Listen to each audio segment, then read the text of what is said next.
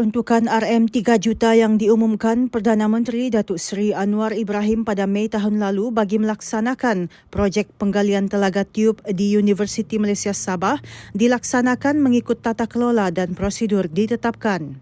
Timbalan Menteri Pendidikan Tinggi Datuk Mustafa Sakmut berkata, peruntukan yang diurus oleh Unit Penyelarasan Pelaksanaan ICU Jabatan Perdana Menteri itu adalah bagi tujuan menangani masalah air di UMS. Saya mau highlight, saya mau beritahu kepada semua bahawa tidak ada unsur-unsur yang tidak memenuhi tata kelola dalam isu penggunaan bajet ini. Bajet itu memang dibuat dan digunakan sebaiknya mengikut prosedur kewangan yang telah ditetapkan.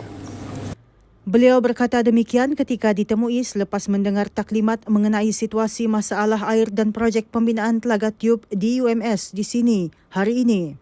Taklimat daripada Jabatan Pembangunan dan Penyelenggaraan UMS serta pakar geologi itu dibuat susulan lawatan Mustafa bersama Menteri Pendidikan Tinggi Datuk Seri Dr. Zamri Abdul Kadir pada Isnin lalu.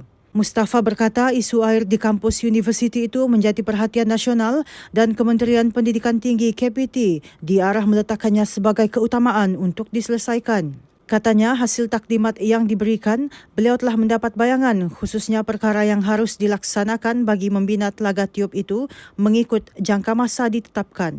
Daripada hasil yang telah dibentangkan oleh pihak geologis tadi, setakat ini kita telah mengenal pasti 4 sumber air di sekitar UMS ini.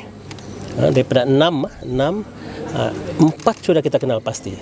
Dan proses penggerudian akan dibuat secepat mungkin untuk memastikan bahawa memang ada sumber air di bawah itu mengikut kajian daripada pihak geologis.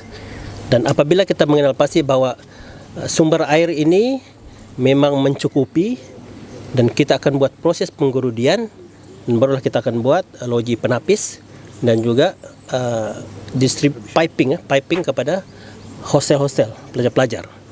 So ini yang akan dibuat.